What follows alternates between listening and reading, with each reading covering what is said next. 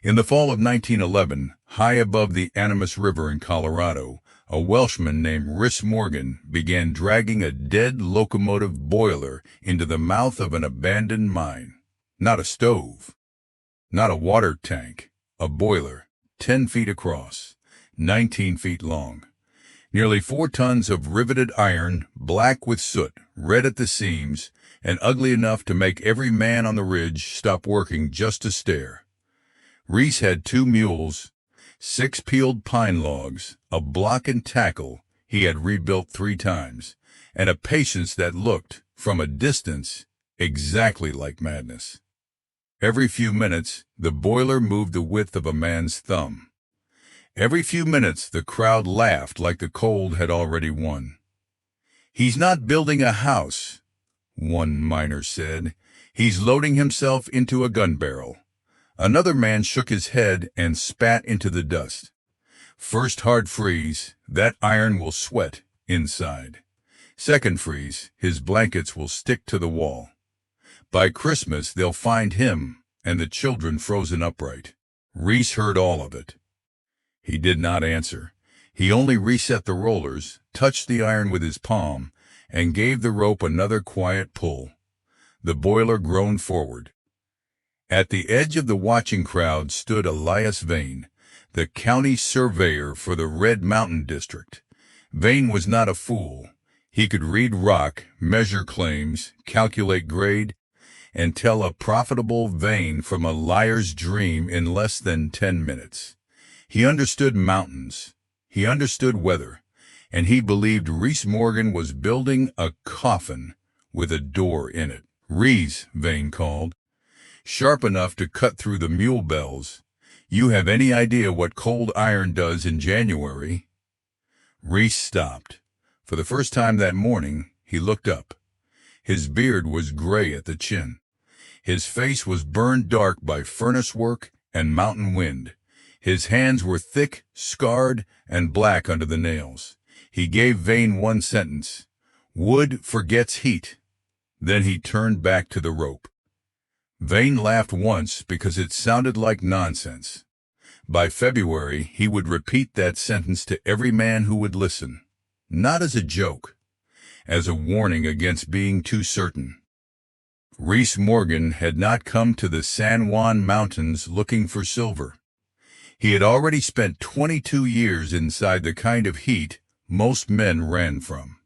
In Merthyr Tydfil, in South Wales, he had worked boilerplate in ironworks that shook day and night. He had learned to rivet curved steel while sparks landed in his sleeves. He had watched red metal turn black, black metal turn blue, and cold plate hold yesterday's furnace heat long after the fire had been raked out. He did not have an architect's language for it. He had a worker's language. Some things forgot heat the moment the flame left them. Some things remembered. When Rhys brought his wife, Ellen, and their 2 children, Carys and Tomos, to Colorado, he thought the high country would be cleaner than the iron towns of Wales. Cleaner air, better wages. A strip of land that did not belong to a furnace owner or a company agent. Their first winter corrected him. The cabin they rented near Ironton had been built quickly from green pine, with plank gaps stuffed in a hurry and a roof that groaned whenever the snow hardened overnight. It looked like shelter from the outside. Inside, it was a box that leaked warmth faster than Rhys could make it. The stove glowed cherry red. The children still woke with frost silvering the ends of their hair. Ellen kept a water pail close to the hearth, and even there, a thin skin of ice formed before dawn. One morning, she set a pan of oat mash on the table, turned to dress Tomos, and came back to find a crust of ice along the rim. That was the morning Rhys stopped thinking of the cabin as a house. It was a sieve with a chimney. The fire warmed the air ran out through the walls. The mountains sent cold air in behind it. All night, all winter. A man could feed that kind of house until the forest was gone and still lose. By March, the Morgan woodpile had vanished. Rhys had traded a good crosscut saw for 3 more weeks of split pine. Carrie's had a cough that folded her little body in half. Ellen's hands cracked open until she wrapped them in flour sacks to knead bread. Rhys had failed at the simplest promise a father can make: keep them warm. So, that summer, he stopped asking carpenters how to build a cabin. He asked the mountain a different question. Where does winter stop? He found the answer behind an old haulage adit cut into the hillside above the Ouray Road. The mine had failed years earlier. Its rails had been pulled up. Its timbers still held. Inside, beyond the first bend, the air stayed cold in July and almost warm in October. Not comfortable, not cozy, stable. Rhys measured it with a pocket thermometer he kept from the ironworks. 46 degrees. Day after day, morning and night. Outside, summer rose and fell. Inside, the rock barely cared. That was the first half of the idea. The second half was lying at the edge of a ruined hoist house 3 miles down the grade. An old locomotive boiler shell, stripped of fittings and left for scrap because moving it cost more than selling it. To a miner, it was junk. To Rhys Morgan, it was a heat vessel without a job. He bought it for $14 and 1 week of repair work on a mine pump. By September, the whole ridge knew Rhys was going to live inside iron. Vane came to inspect it before the first snow. Carrying his ledger under one arm and judgment already loaded in his mouth, the boiler lay on cribbing outside the adit, its open end facing the valley. Rhys had scraped the interior clean with wire brushes, sand, lye, and an old quarry chisel. He had patched 3 thin spots with overlapping plate and hand-set rivets. He had coated the outside in boiled oil and red oxide until it shone dark as dried blood. Vane walked around it twice. "Do you know what passed through this thing?" he asked. "Coal smoke, scale, mineral water, God knows what else. You put a stove in there, you'll cook the poison out of the seams." Rhys wiped his brush on the lip of the paint bucket. "It is not a pot," he said. "It is a wall that freezes." No, Rhys looked at the black mouth of the adit. A wall with a mountain behind it. Vane stared at him for a long moment. Then he looked toward the half-built plank cabins scattered down the slope, each one with a bright stovepipe and a future pile of ashes. "You are gambling with your family." Rhys nodded once. Yes, that answer bothered Vane more than denial would have. Because Rhys was not drunk on the idea. He knew exactly what was at risk. For 10 days, he and Ellen worked like people preparing for siege. They slid the boiler 16 feet into the mine opening, leaving only 3 feet exposed to the weather. They packed the sides with broken rock and clay, then built a front wall from fieldstone, lime mortar, and crushed slag. It was not pretty work, but it was heavy work. 20 inches thick around the opening. A narrow door set low. A small window with 2 panes salvaged from the assay office. A stovepipe routed not through a roof, but through a natural crack in the rock above the adit, sealed with mortar until smoke had only one way to go. Inside, Rhys laid a plank floor on sleepers so bare feet would not touch iron. Along the curved walls, he built low shelves, a bunk platform, and a small table that folded down from the side. Ellen hung a curtain across the sleeping end. Carries drew flowers in chalk on the black plate. Tomos called it the whale house. The men on the ridge called it worse. When the first hard cold arrived, wagers started. The widow who ran the boarding kitchen bet Rhys would last 9 days. A teamster gave him 5. Elias Vane, who did not like cruelty but liked arithmetic, said the family would return to a normal cabin before New Year. He was wrong by 42 winters. The trick was not that iron was warm. Cold iron is merciless. That was the part everyone saw. What they missed was that Rhys did not build an iron house on top of winter. He buried an iron memory inside the part of the mountain winter could not reach. The boiler was not the insulation. The mountain was. The boiler was the battery. A normal cabin had one weak weapon: hot air. A stove heated the air rose, the roof leaked, the walls breathed, the floor pulled in cold to replace what escaped. Every hour was a new fight, because the house itself held almost nothing. Rhys knew better than to trust air. Air forgets, iron does not. That boiler shell weighed about 7,600 pounds. Its curved plate carried heat slowly, but once warmed, it released it slowly too. A small fire in the stove did not merely make the room pleasant for an hour. It charged the skin of the room. The iron absorbed heat.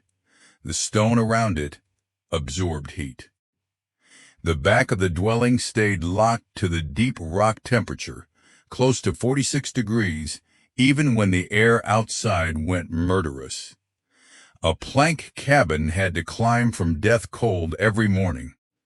Rhys's house never fell that far. That difference was everything. It meant one armload of wood mattered. It meant a stove could rest.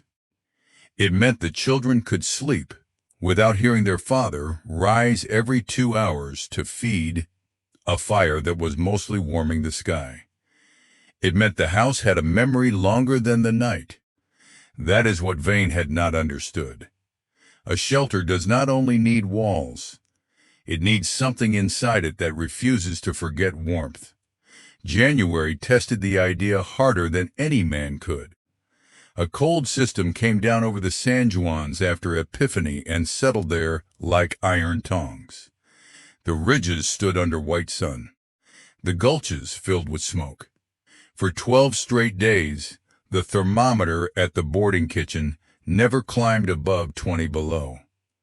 On the 7th night, Vane's own instrument marked 39 below before the mercury thickened and stopped moving cleanly. Cabins began to fail in small, humiliating ways. Door latches froze shut from the inside. Stovepipes clogged with creosote because fires were being run too hot for too long. A miner named Bell cracked 2 stove plates in 1 week. The Pascoe family burned through nearly a cord of wood in 8 days and still kept a blanket nailed across half the room to trap heat around the stove. Down in the gulch, smoke sat so low and thick that men walking between cabins came back with black streaks under their noses. Everybody burned more. Everybody breathed worse. Except, somehow, the Morgan chimney. It did not roar. It did not belch all night. Most mornings, only a narrow thread of pale smoke lifted from the crack in the rock, as if the mountain itself had taken one calm breath. That offended the camp more than the strange house had. Hardship was understandable. Ease looked like an accusation. On the 10th day, Ellen walked to the store without a shawl over her head. Just a wool dress, a knitted collar, and boots. Her face was not blue. Her hands were bare long enough to carry a sack of flour. The room went quiet when she entered. Not because anyone hated her. Because she looked like she had come from a different month. The storekeeper asked, "Your stove go out?" Ellen set coins on the counter. "It banked down after breakfast." "Banked down?" She nodded. "I'll light it proper again before supper." Behind her, 2 men looked at each other as if she had said the sun was optional. By then, Vane had heard enough stories to become angry at them. He had heard the children were sleeping under 1 quilt instead of 4. He had heard Ellen was drying laundry inside without it turning stiff at the edges. He had heard Rhys kept a crock of molasses on a shelf against the stone, and it still poured in a ribbon. Rumor was one thing, physics was another. Vane decided to see it, not as a neighbor, as a man who had been publicly wrong and did not yet have the courage to call it that. He climbed to the Morgan a dit late in the afternoon, carrying a lantern and his surveyor's thermometer. The cold had a sound that day, a dry ticking in the trees where sap and ice fought inside the branches. His eyelashes froze together twice before he reached the ledge. From outside, the house still looked absurd. A stone plug in the hill, a black iron lip around the doorway, a stovepipe rising from rock. No porch, no peaked roof, no sensible shape a child would draw when asked for home. Vane removed one glove and pressed his palm against the stone beside the door. He kept it there. The wall was not hot. It was not even truly warm, but it was alive with stored heat, the way a boulder holds late sun after dusk. A deep, steady warmth. Impossible if you believed only the air mattered. Rhys opened the door before Vane knocked. Warm air moved out, clean and slow, with the smell of bread, lamp oil, wool, and pine smoke so faint it seemed remembered rather than present. Inside there was no frost. None. Not on the window. Not on the rivets. Not along the floor. The curved iron wall had a dull black sheen. The stove was small and quiet. No furious roar. No red chimney pipe. No family crowded against it like refugees from their own room. Carrie sat cross-legged on a rug, sewing a button onto a cloth doll. Tomos copied letters on a slate. Ellen turned oatcakes in a pan, and on a stone shelf at the back, beside Rhys's folded tools, stood a brown crock of molasses. Rhys took it down, opened it, and tipped it over a spoon. The molasses ran thick and glossy. Vane watched it fall. That was the moment his certainty broke. Not because the room was comfortable, though it was. Not because Rhys had won an argument, though he had. Because the proof was so ordinary. Molasses should not pour in a Colorado cold snap unless the room holding it had never truly surrendered to the cold. Vane set his thermometer on the table. 63 degrees. The stove had last been fed before noon. It was almost dusk. For several seconds, the only sound was the small tick of cooling iron. Then Vane said the first honest thing he had said about the house. "I measured the wrong enemy." Rhys looked at him. "The cold?" Vane shook his head. "The air." Word traveled faster after that because it no longer sounded like family pride. It had a witness with instruments. Vane sketched the house in the survey office. Boiler shell, added depth, stone front, stove draft, rock coupling. He did not call it pretty. He did not call it safe for every man or every hillside. He did not turn it into a miracle. He described it as a system. That mattered. Miners are suspicious of miracles. They are less suspicious of systems that save wood. By spring, 3 men had walked up to the Morgan place carrying notebooks. By summer, 5 more had asked Rhys to inspect possible adits. He refused most of them. Bad rock was bad rock. Wet ground was wet ground. A collapsing mine did not become a home because a man liked an idea. But where the hillside was sound and the drainage right, the pattern spread. A Swedish carpenter near Silverton used a riveted water tank instead of a boiler. A Cornish widow outside Eureka built a stone-backed room around 2 ore car shells bolted together. A mine blacksmith cut an old steam receiver in half and used it as the warm wall of a root cellar that never froze. Not all were houses, but all carried the same lesson. Do not just block the cold. Give warmth somewhere heavy to stay. By the winter of 1914, Vane counted 9 earth-backed iron shelters within a day's ride of the Morgan adit. Most families still lived in ordinary cabins. Most people still trusted wood because wood looked like home. But the men who had hauled fuel through a blizzard knew what the strange houses meant. Less chopping, less smoke, fewer cracked stove plates, children waking without coughs, water in a pail instead of ice in a bucket. Those are not small improvements when winter is trying to reduce life to endurance. For Rhys, the best proof came much later, when no crowd was watching. Carrie's grew tall enough to leave chalk marks above her own head on the curved wall. Tomo stopped calling it the whale house and started defending it to boys who mocked it. Ellen planted currants below the warm stone face, and they ripened earlier than anyone expected because the wall bled gentle heat into the little patch of soil at its foot. The house aged oddly. The door weathered. The window was replaced twice. The stove gave out and was changed. But the boiler stayed. The iron remembered each fire. The stone remembered each summer. Together, made a pocket of mercy in a place that had never promised mercy to anyone. Rhys Morgan never became famous. No architectural society came to measure his curved room. No university wrote his name under a theory. The people who copied him wrote practical notes, not history. How deep, how dry, how much draft, how thick the stone, how little wood. That was enough. Because Rhys had not invented warmth. He had corrected a frontier mistake. The cabins around him treated winter like an army at the door. They fought it with flames, panic, and endless fuel. Rhys treated winter like a problem of memory. What remembers heat? What forgets it? What can be anchored to something older, slower, and steadier than the weather? The answer was not beautiful. It was a black iron cylinder buried in failed mine rock. It was a stove that did not need to scream. It was a family sleeping while other men fed fires through the night.